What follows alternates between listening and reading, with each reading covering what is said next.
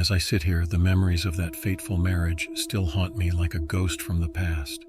It was meant to be the happiest day of my life, a celebration of love and commitment surrounded by friends and family. But what unfolded on that ill-fated day was a nightmare beyond my darkest imaginings. This is the story of the horror that lurked behind the facade of my marriage, a tale of love twisted into something sinister and deadly. It all began with the whirlwind romance of Maple and me. From the moment we met, I knew she was the one, beautiful, charming, and full of life. We fell in love quickly, and before long we were planning our dream wedding, a lavish affair set against the backdrop of a picturesque countryside estate. As the big day approached, excitement bubbled within me, eager to begin our new life together as husband and wife. But as the ceremony drew near, a sense of unease settled over me like a dark cloud, casting a shadow over what should have been a joyous occasion. The wedding itself was a blur of smiles and champagne toasts, but beneath the surface there was a tension that I couldn't ignore. Maple's smile seemed strained, her eyes haunted by a distant sadness that I couldn't quite place. But I brushed aside my concerns, chalking them up to pre-wedding jitters and nerves. It wasn't until the honeymoon that I began to realize the truth, that something was terribly wrong with my new bride. Our idyllic getaway to a secluded beach resort quickly turned into a living nightmare, as Maple's behavior grew increasingly erratic and unpredictable. She would disappear for hours at a time, leaving me alone in our suite with nothing but my thoughts and fears for company.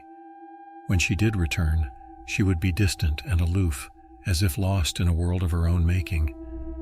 But it was the nightmares that plagued her that truly terrified me. Night after night she would wake screaming, her body drenched in sweat as she recounted visions of a dark figure lurking in the shadows, whispering promises of death and despair. I tried to comfort her, to reassure her that it was just a dream, but deep down I knew there was something more sinister at play. It was as if an unseen force was tearing us apart, driving a wedge between us that threatened to consume our very souls. As the weeks turned into months, the situation only grew worse. Maple's once vibrant personality faded away, replaced by a hollow shell of her former self. She would spend hours locked away in our bedroom, refusing to eat or sleep, her eyes vacant and empty as she stared into the abyss. I tried everything to save her, therapy, medication, even exorcisms, but nothing seemed to help. And then, one fateful night, I discovered the truth, that Maple was not the woman I thought she was, but a vessel for something far more sinister and evil. It was as if a switch had been flipped, and suddenly I was face to face with a creature from the depths of hell itself. Its eyes gleamed with malice, its voice a chilling whisper that sent shivers down my spine.